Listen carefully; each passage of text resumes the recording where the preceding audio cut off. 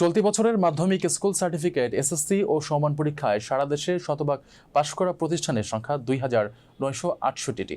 ৫১টি শিক্ষা প্রতিষ্ঠানের কোনো শিক্ষার্থী এবার পাশ করেনি। রোববার ১২ মে সচিবালয়ের শিক্ষা মন্ত্রণালয়ের সভাকক্ষে শিক্ষামন্ত্রী ব্যারিস্টার মহিবুল হাসান চৌধুরী নওফেল এ তথ্য জানান। তিনি বলেন, এবার পরীক্ষায় অংশ নেওয়া মোট শিক্ষা প্রতিষ্ঠানের সংখ্যা ২৯,৮৬১টি। এর মধ্যে শতভাগ পাশ করা শিক্ষা প্রতিষ্ঠানের সংখ্যা ২,৯৬৮টি। ৫১টি শিক্ষা প্রতিষ্ঠানের কোনো শিক্ষার্থী পাশ করেননি।